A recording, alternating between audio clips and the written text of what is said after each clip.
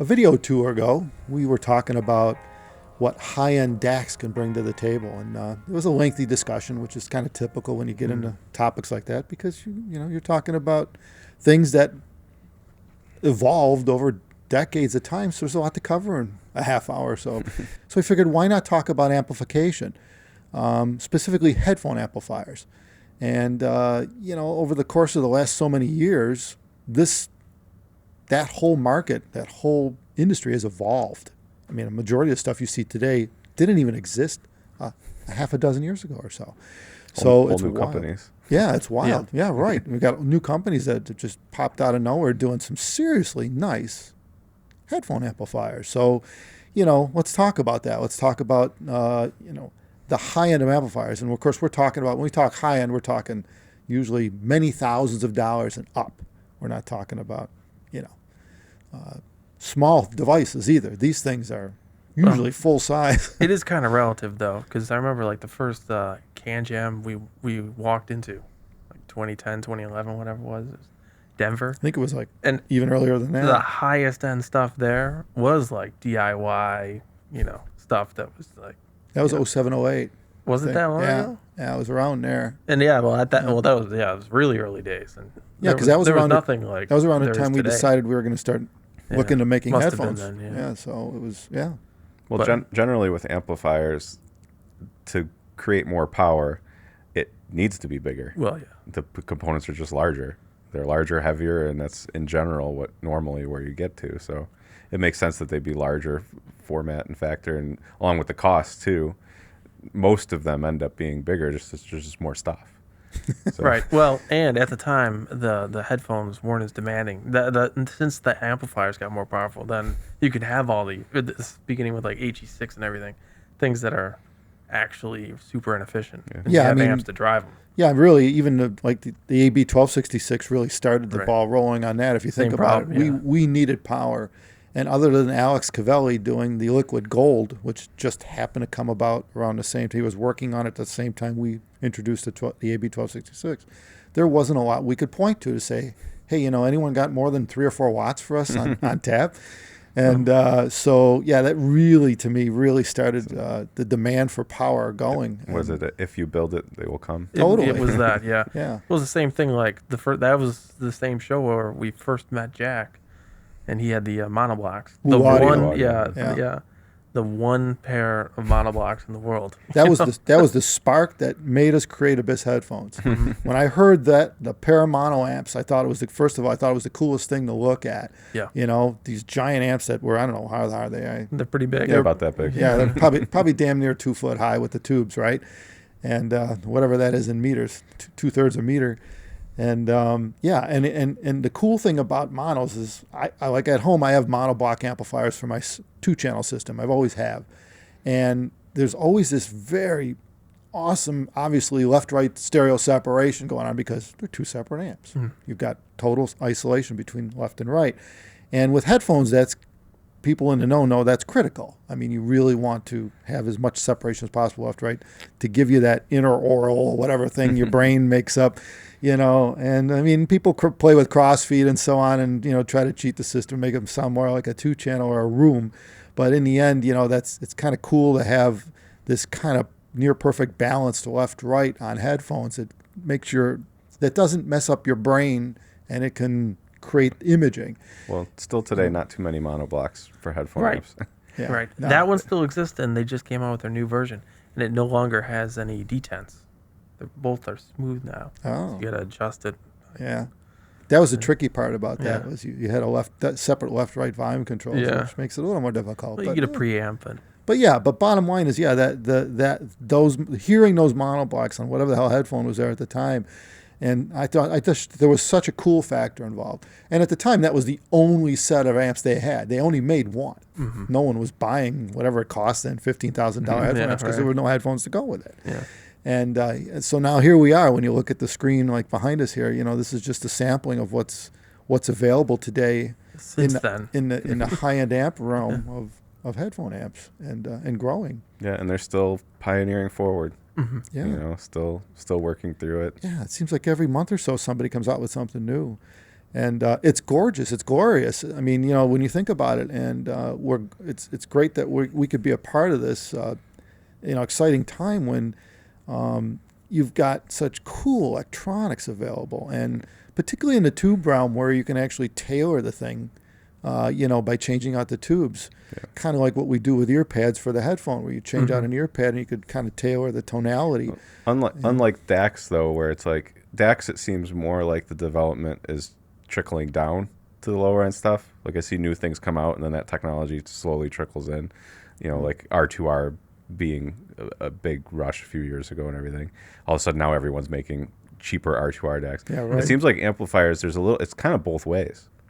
Like True. the lower end is pushing a new power factor. So all of a sudden you can find, you know, 4-watt, $500 amplifiers, and now the higher end ones, their next revision are, Yeah, right. you know, 10 watts or something on top of it. So it's, you know, development all the way across the board. Well, you look on the screen now, like we Yeah. got a WA23, and you know, that's a fairly new model, and you could see, you know, the industrial design has come up big time on their products. It's a beautiful amplifier. It's beautiful to feel and touch and lift. It's heavy as As hell. soon as you take it out of the box, you're It's like, a damn, brick. this is an amp. Yeah, I mean, it's all like, you know, all the transformers are internal, so you can't see what's going on the outside, and it's just so sleek looking, and it sounds awesome. And, you know, I mean, talking about $1,000 volume control on the thing, you know, which, by the way, are going to be in limited supply in another Yes. year or so. Yeah, discontinued her. Yeah, so, you know, these things will be limited in number, but it's just a beautiful design in terms of sound and looks. And Well, I guess that is part of it in the high end, though. It's not only what does the amp sound like. yeah, What does it feel like? What does it look like? You know, how's it built? Well, when you're at that price level, you can do things. Kind of Right. like with our Diana DZ. Right. Like, it would be nonsensical to add a abalone inlays Yeah. inlay in Yeah. something that was $200. You know, Right. on top of a machined aluminum chassis. Yeah. right. So now that we're at that higher level, we can add some of those things to the amp manufacturers, like the Sennheiser, the HE1. Right. You know, with the block of marble. Do you know Yeah, about the right. block of marble? Right. Yeah. It's carved from the marble that the statue of David was carved from.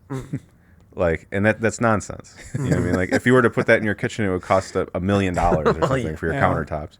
But, you know, they're charging 60, 70, whatever it is now.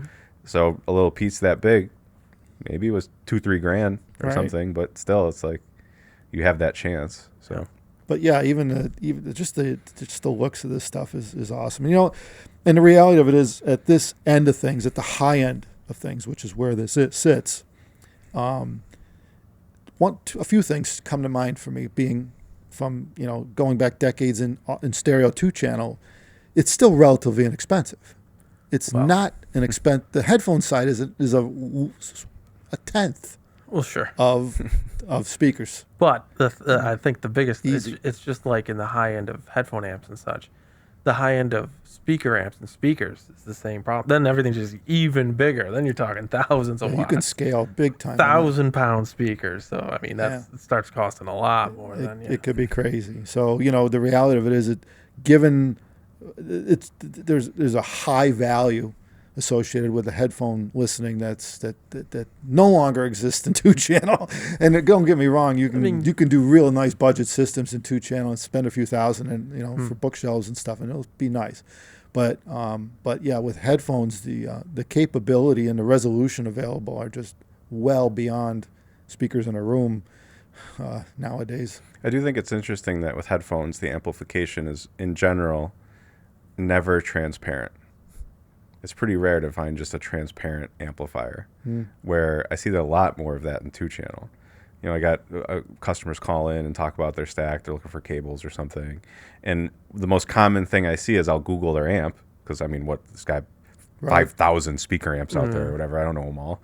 And most common is just transparent to the source. Yeah. And it's like, how many of these are transparent to the source? Like, Well, how are none of them bringing a sound to the that is a table? subjective term, you know? Right. And and But it's headphone funny. amps, it's like they pretty much all have a sound that they're bringing. And same with stereo 2-channel. They really are. And, you know, in fact, I know going back, like, I rarely change my 2-channel system. And it's because once I like something, it's maddening to find something else. It really is. It's difficult.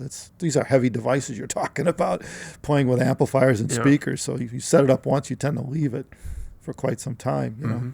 Well, like with the DACs, I think at some level you need to the features that you need, you just have to have. So it's like if a DAC doesn't have a feature you need, it's just not going to work. Right. Yeah. But so maybe you're building around that, but with the amps, getting that synergy down with all the other components in the system, substantially more challenging from the amp side. Yeah, when we look at it from a headphone standpoint, the first priority would be an amplifier that mates well with your transducer, speaker, or headphone. Yeah, because if it doesn't, there's Same no with getting speakers. around that. Yeah, if the amp's deficient or isn't really up, doesn't have the right tonality or whatever it is to Or mate not up. enough power, mainly. If you have to put it all the way power. up all the time. Yeah, it's not going to cut it. So it doesn't matter what DAC you choose or what's before it for a source. So yeah, and same with loudspeakers, really. To a point, and then of course people go overboard. And now you're talking about some of these amps here, like the Riviera, that's on the back. I don't know how many watts that's rated for, but it's probably good for at least 10, right? Plenty. 8 to 10 watts into a headphone, which sounds crazy nowadays. Well, most people use the speaker taps on that one. Oh yeah, right. To make it even worse. Sounds better. It does, but right. And you've got things like Viva that are doing over 20 watts. You got some of these. That's crazy amount of power And heat. Yeah, and heat. Yeah, and it's not that it's not that the headphones need that much power. No. But just like with speakers, there's an effortlessness that comes about with going with amps that size and caliber, where they just never feel like they're straining at any volume level or any peak demand or any dynamic range. Well, it's also pretty rare for an amp manufacturer to list all of their noise measurements through all of the impedances and power levels. Normally you get one and it's at 32 watts or something, where it's like we were talking about with the Valencia. 32 ohms. 32 ohms, sorry, yeah. With the Valencia, it's like every single one, any headphone I plug into this, I'm going to be in a good power band, but you don't know where their sweet spot is in these amps. It's tough to find. Right. So having all that headroom, you're definitely going to be in a good noise area for the amp. Yeah, that's the Viva, the Egoista 845. Yeah, and it's, I don't know, was that a Ferrari yellow? I don't know what they go Yeah, by. they use it could be Lamborghini. They use Italian supercar. Yeah. They're Italian Right. colors, Yeah. so yeah. I mean, serious amplification, And But there are some guys in 2-channel who might have 2 sets of towers, right? But that's pretty rare. Normally it's always they have a main stack and some subs or something.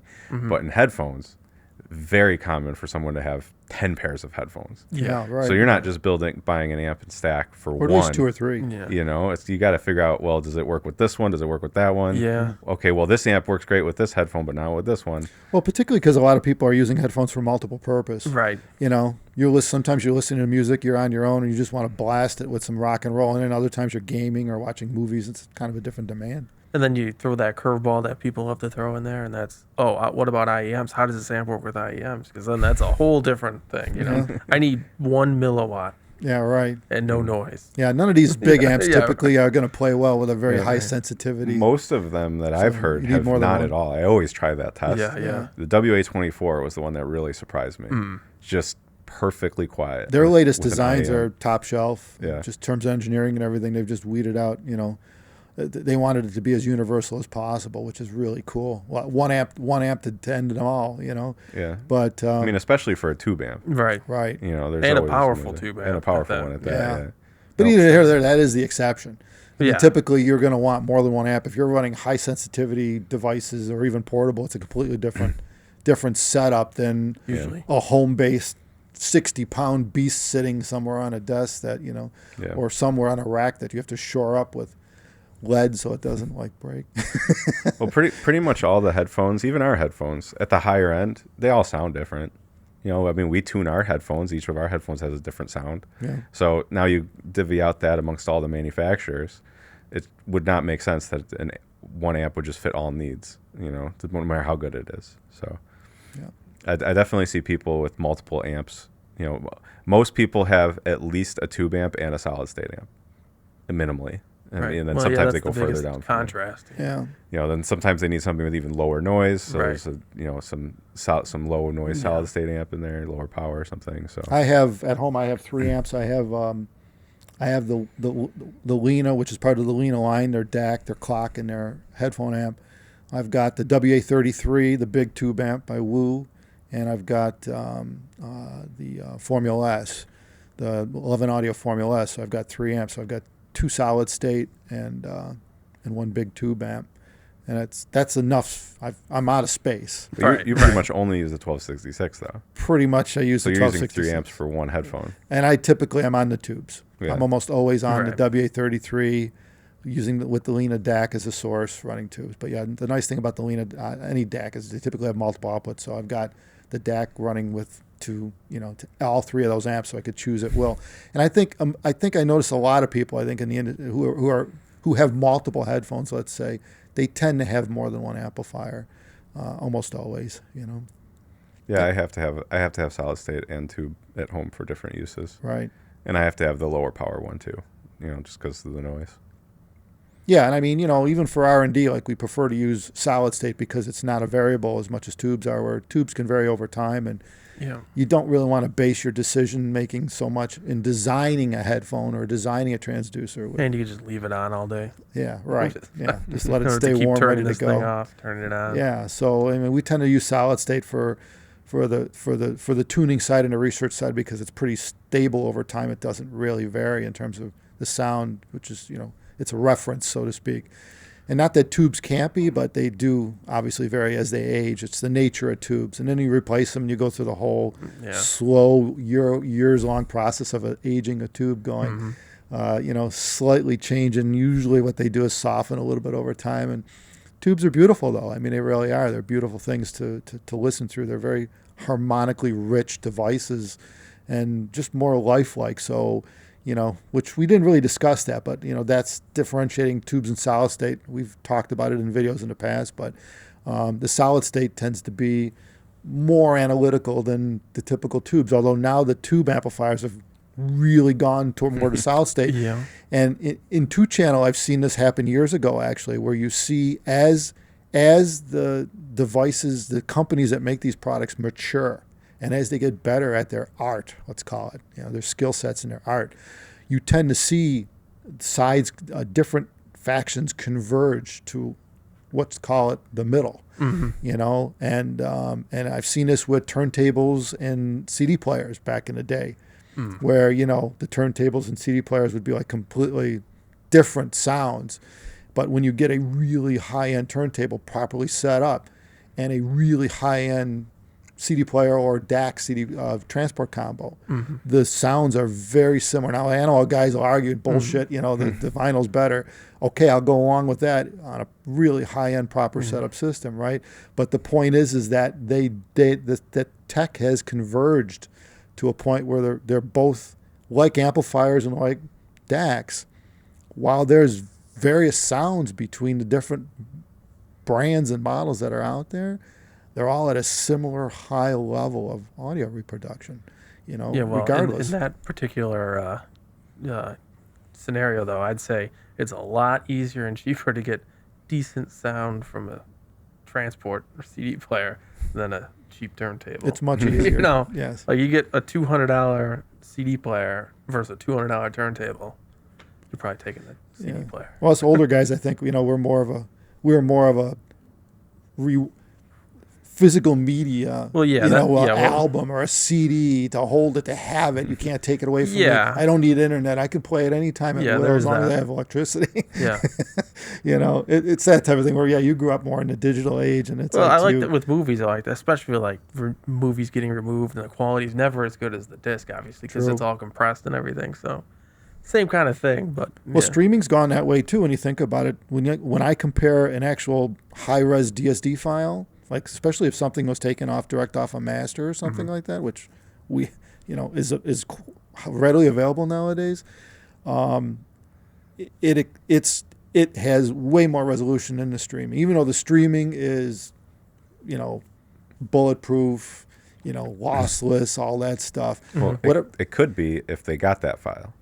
The issue is the masters that they have, and they don't have a lot of control over it. There's this mystery cloud that's the thing. Yeah, of you streaming don't know. services of what masters that they're getting. Are they the same? Do they get a special one? Did someone shake hands on an album and get a better one? Not to mention, can you imagine keeping that library up to date? Like, let's say that, even today, I'm aware of, like Sony and that, are still taking tapes out of their archives and transforming them to DSD, high-res DSD, to be used for masters, right? And still, from what I hear, there's like many lifetimes of tapes that it'll never get done. It'll probably never get done in our lifetime, maybe. Like, I don't know. The most obvious recent example of masters differing between streaming services is Tidal canceled their MQA program. Yeah, right. No more MQA from Tidal. That's it.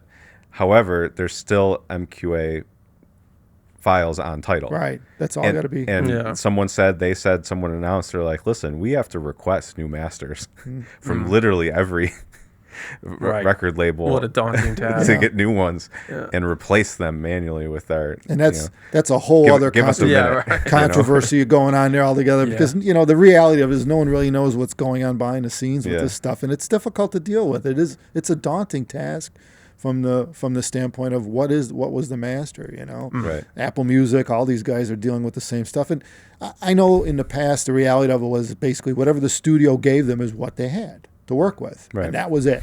Right. It is what it is, and and you think about it, even boils down to the guy that they were dealing with at the time who worked for the studio. That's all he knew.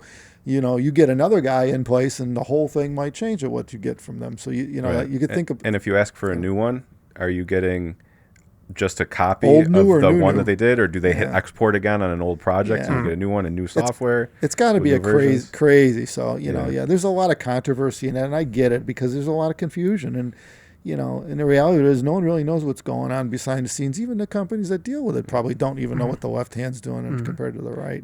It is really interesting what you guys mentioned though about how tube amps are starting to become more solid statey, but at the other end too, a lot of the solid state amps are trying to add something similar to tubes. Right. They're trying to add a warmth or second order harmonic distortion or something to their solid state sound more lifelike. And I think it's because there aren't really many amp companies who make both tube amps and solid state amps.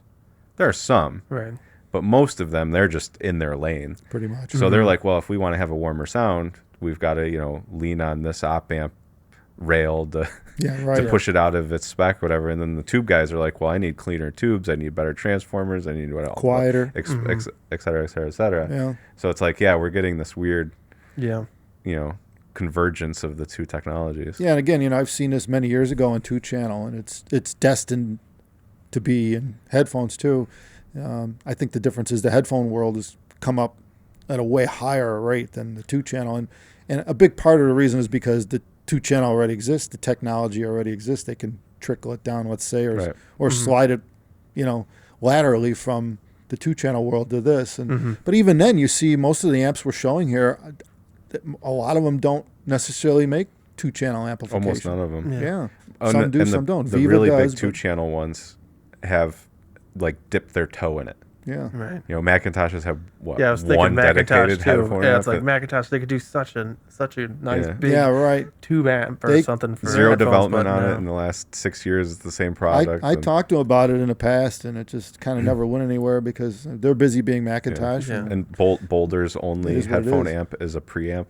It's not even It's not even a headphone amp. Yeah. So yeah, it's interesting that. Boulder wasn't even considering the headphone side of it. They're like, they just put it in. Yeah, and I get it. Their primary business has always been 2-channel, and they've been around for 40 years, so they don't think much about that. And but we do.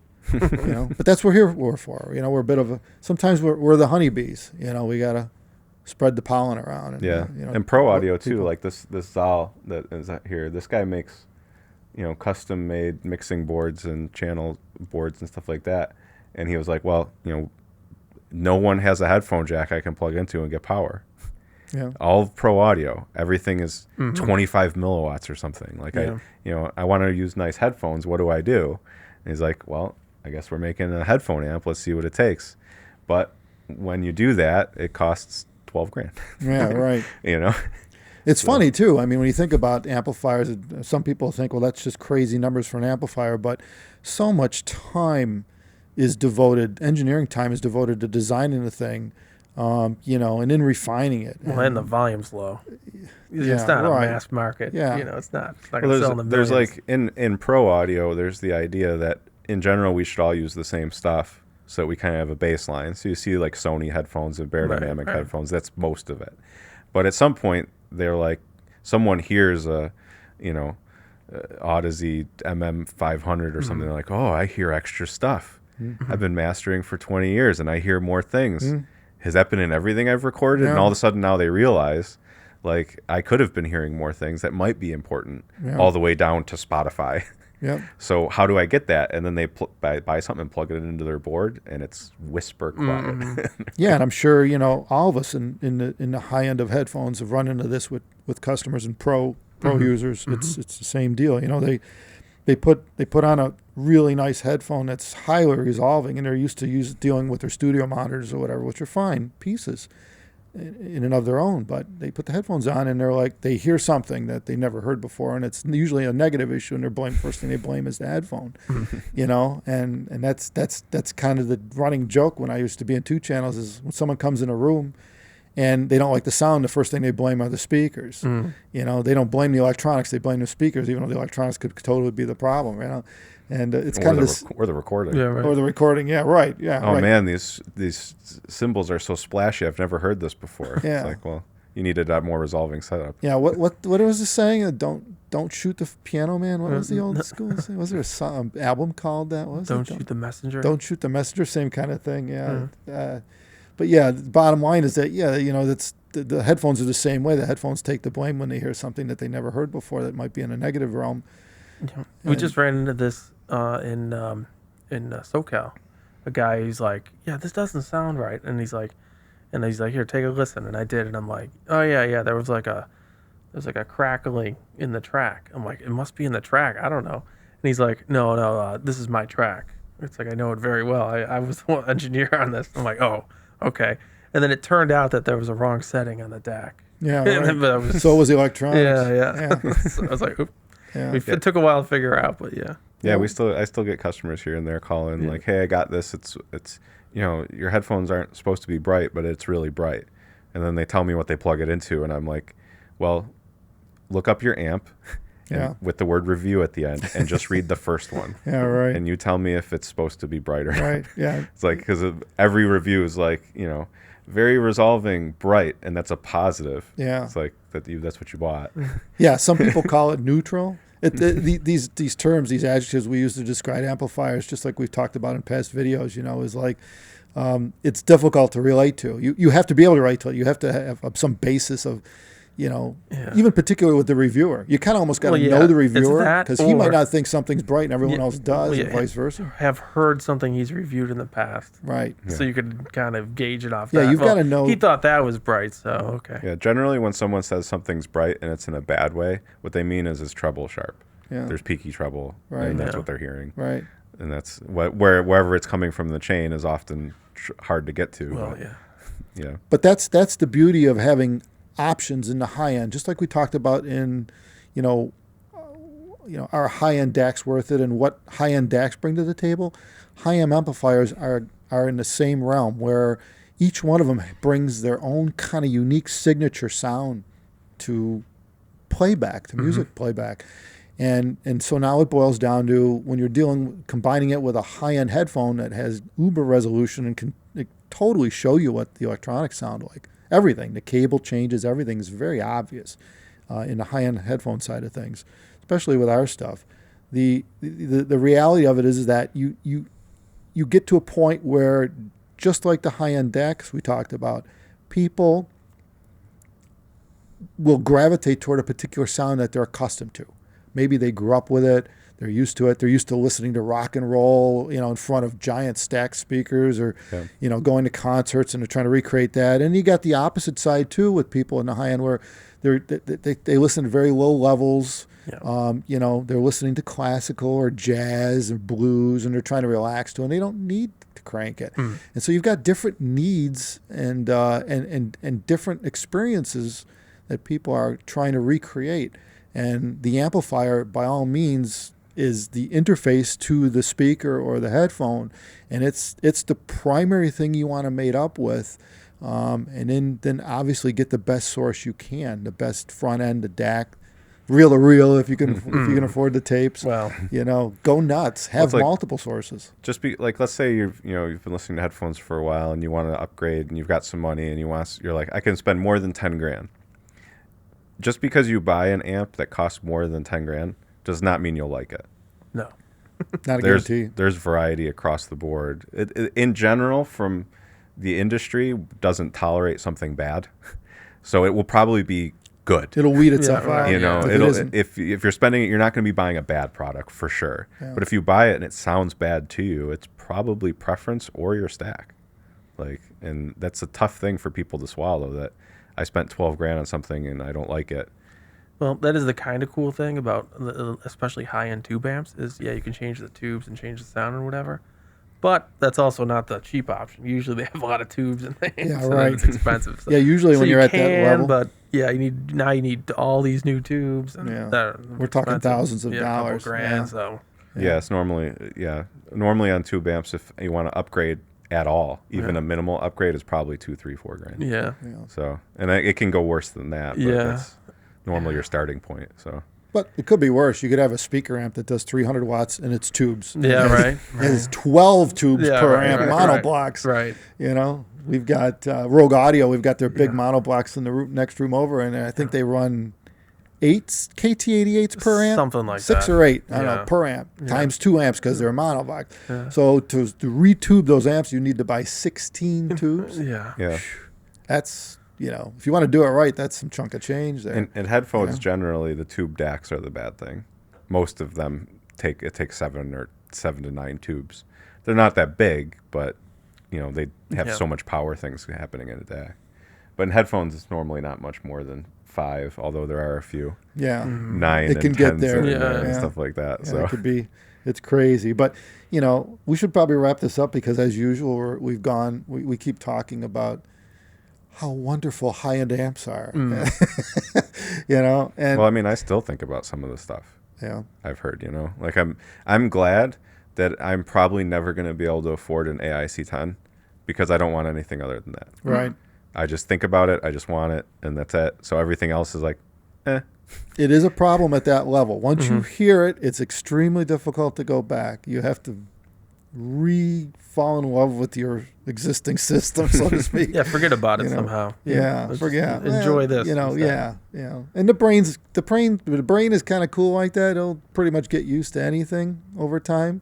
Yeah. But yeah, but by all means, if anyone out there gets a chance to try the higher end at a dealer or somewhere local, don't be afraid. Have at it. There's almost always a few or the trade shows expensive like specs to shows. a Can Jams. Can Jams are the best. Most people bring the good shit to a show, and the Can Jams are awesome.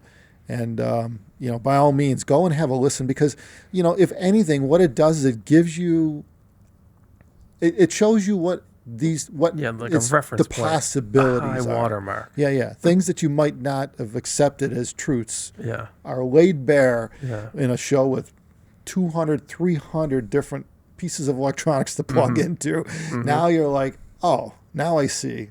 Or, wow, I didn't know my headphone could do this. Well, our headphones can do better than right now. Totally. Like 5 years from now, our headphones will sound better, even if we don't make a new headphone, Right. because the amps will continue. And we know this for a fact. We've got people seen running our first headphone, the 1266. People call it the OG, the original. And people are still they're buying them used, which is, they don't come up too often, really. And they're buying them used and going, wow, this is like, this is cool. And then they want to build a system around it because a lot of the people that are getting that probably never had a headphone before. They're just dabbling, so they'll get something used to see what it does. And we're talking, we made that was our first headphone we made, 10 years ago or more. 12 or something. Yeah, 12 years ago. 1266, 2012. 2013, late 2013. Yeah, right. That's when it shipped. Yeah. Yeah. But it was. But yeah, I see a lot of our customers with older models who've not bought any other headphones. They're still just using that headphone, and they continue to buy new amps and new DACs and things. So they're keeping up and they're watching it. Right. And, I forget.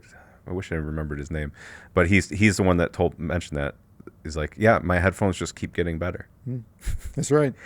So Because the electronics are stepping up. Mhm. And again, you know, I mentioned this in our DAC video a few videos back, but in that, you know, the cart before the horse, or the chicken and the egg, however you want to look at it in terms of cliches, but the reality of it is, in order for these manufacturers of electronics to improve, they need to hear the problems. And if they don't have the transducers, the speakers, or in their case, the headphones that allow them to pick out the issues, they don't know to resolve them. They don't know what they're shooting for. They don't have a target, so to speak, you know, in terms of, well, we could tweak this here, we could do this here. And, you know, because they're averaging out the market too. Any design, any highly experienced designers, even with ourselves with headphones, we're averaging out what's available in the marketplace, and we have to make devices that play nice. Measurements aren't even close to enough. No. You can make an almost perfectly measuring headphone amplifier for like $300. Yeah, right. You know, you can just target the measurements, build it so that it hits that spec perfectly, and that does not mean it's going to no one will like it. Sound perfect for everything. Yeah, and it's a very subjective thing, this audio thing, and you know, and it takes a lot of experience. You know, going back all the years with the cable designs and stuff like that, and dealing with 2-channel companies, I find that in general, a company usually needs to be around for a good 10 years or so before they find their own lane, before they get, you know, really comfortable. Their products are, let's say, you know, all similar caliber. It takes a long time. It's very rare for a company to come out. It's got to get plugged into a bunch of different headphones. Yeah, you've got to average it out. You know. Yeah, you've got to, and you need to, you know, let's put it another way. Look at it another way. Let's invert this, right? If you were a designer of whatever, and you only had one system to listen to, let's say you design amps and you had one speaker, one loudspeaker in a room, in your room. Do you think that you could make a universal amplifier, an amplifier that everyone would love, or a majority of people love, that because it works with your one loudspeaker in your room? Not even possible. It would be an accident. Yeah, it would be a total accident, you know, and it would be impossible. And the reality of it is, because there are, like DACs, like amps, like speakers, like headphones, there's so many variables and differences that in the market that it's not possible to just say, here it is, voila, you know, it's the best amp for everything. Yeah, that's not going to happen. So it does take time. It does take a lot of time and effort usually, and you know, or they have to have effort, or they have to have experience in another area that's related. Yeah, you know, like we were talking to the Masuda-san from Mass Kobo. He hasn't been making headphone amps that long, but he's been in broadcast audio for 40 years. So when he stepped into it, it's more, you know, the component selection, and he can generally get there with his one set of Sony headphones. But when he does get to the sound, he gets the 1266, plugs it in, and, you know, make sure that it sounds good. But still, you know, there was a lot of experience there making amplification. Right. Just he wasn't doing it for consumers. Yeah. So, but that's pretty rare. Most of these companies are kind of stepping in. Maybe they were an enthusiast. Maybe they were into electronics in some other way, and, you know, they happen to come across it, and it's going to take a while. Right. So yeah, it's generally, I'd say, a good 10 years before you really, you know, figure out, you have your own direction, you have your own designs, you've got the manufacturing chops, and but yeah, like you said, there's companies around that have been around a long time who, you know, are just laterally shifting over to headphone products, and they already have all that. They have the engineering, they have the background, they have the people. Boulder, you know, review we just put up a few weeks ago. Yeah, and they suggested, when I talked to them on the phone, they mentioned, well, we were thinking about doing a dedicated headphone amp. I said I think you should. You know, you've got a sound there. Do it. Yeah. So we'll probably be seeing something like that. But that's what we do, and that's what these companies do. You know, that's what's the beauty of trade shows, and, you know, and communicating with each other and talking.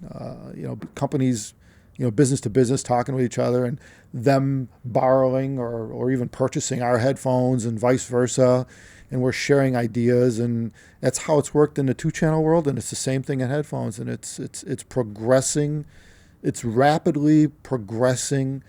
The cool factor and the ability for a customer to just pick something up and put it on their head and go, wow, you know, this is just this sounds way better than I thought a headphone could sound.